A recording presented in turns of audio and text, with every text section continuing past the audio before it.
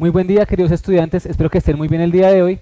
Vamos a continuar con nuestra serie de videos de cálculo multivariado o cálculo vectorial. Esta vez vamos a trabajar derivadas parciales y en este caso lo que vamos a hacer es resolver una serie de ejercicios.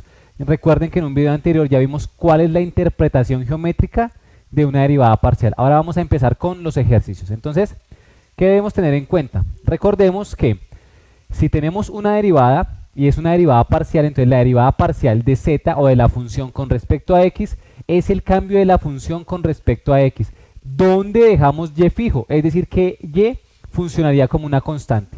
De modo contrario, si hacemos la derivada de z o de la función con respecto a y, lo que estamos mirando es el cambio de la función con respecto a y, dejando fijo x, es decir que x es fijo. Recuerden que las derivadas nos sirven para encontrar rectas, pendientes de rectas tangentes, y particularmente la derivada parcial nos sirve para encontrar la derivada, o bueno, la pendiente de una recta tangente en un punto determinado en la dirección de x o de y según sea en caso. ¿Listo? Entonces, ¿qué ejercicio vamos a solucionar? Dice el ejercicio, encontrar la derivada de la función con respecto a x y la derivada con respecto a y de ese par de funciones que tenemos ahí. ¿Listo? Entonces vamos a ir a nuestra pizarra y vamos a empezar con la solución.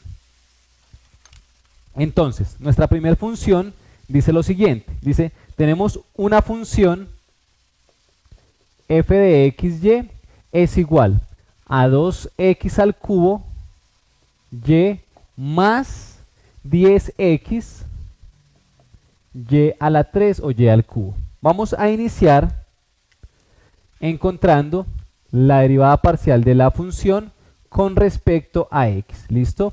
¿Qué decimos entonces? Ojo, recordemos y algo que es supremamente importante. En este caso, y funcionaría como una constante. Es decir, que acá no tenemos un producto. Simplemente hacemos de cuenta que este 2 y esta y son constantes y derivamos x como lo hemos hecho tradicionalmente. Entonces, ¿qué tendríamos?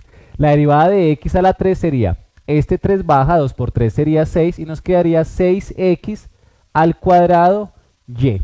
¿Listo? Más.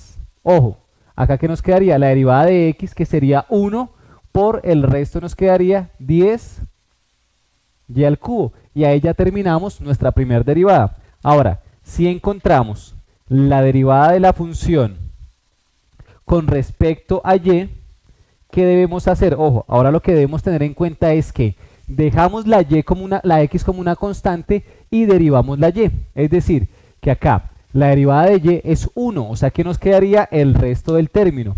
Por lo tanto tendríamos 2x a la 3 más, ahora acá, la derivada de esta función. Recordemos que la derivada de x ahí sería una constante, ¿listo? Si tuviésemos acá y a la 3, pues derivamos normal, entonces bajamos el 3, nos quedaría 30x y al cuadrado. Y ahí hemos encontrado las derivadas de esas funciones, ¿listo? Si por ejemplo, ojo, la función acá tuviese más x más y, es un ejemplo, ¿listo? Que no estaba contemplado ahí, pero quiero explicarles algo. Entonces, si estamos haciendo la derivada con respecto a x, entonces estas dos derivadas son iguales. Si derivamos con respecto a x, pues entonces acá tendríamos más 1, ¿listo? Y acá entonces, como esto se supone que es una constante, ¿listo? Porque lo estamos dejando fijo, entonces la derivada de y sería 0.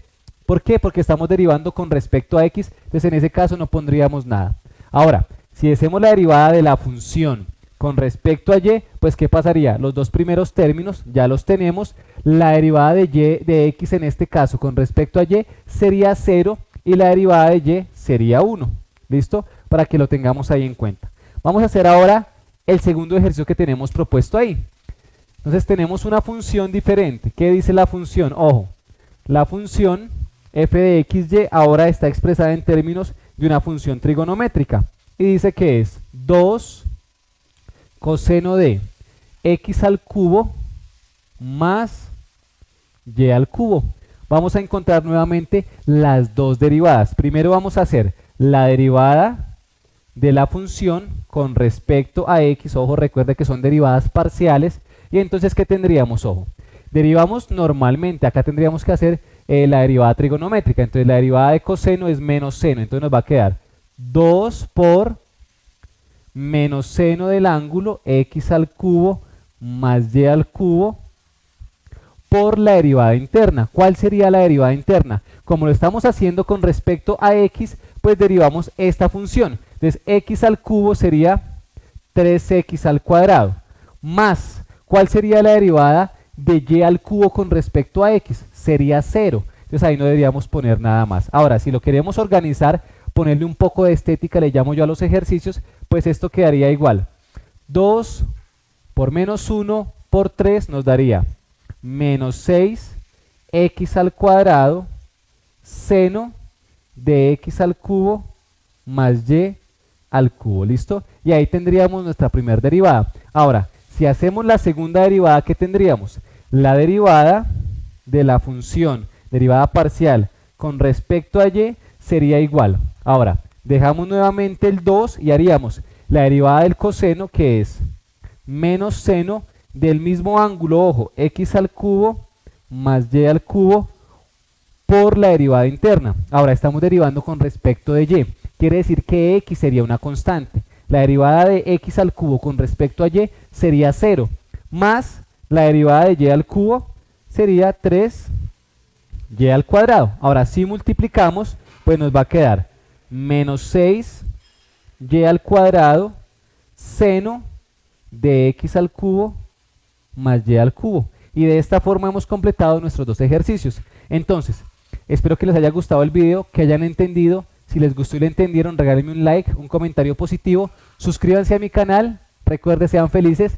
Nos vemos en la siguiente clase, donde abordaremos derivadas de segundo orden, derivadas parciales de segundo orden o segundas derivadas. ¿Listo? Sean felices.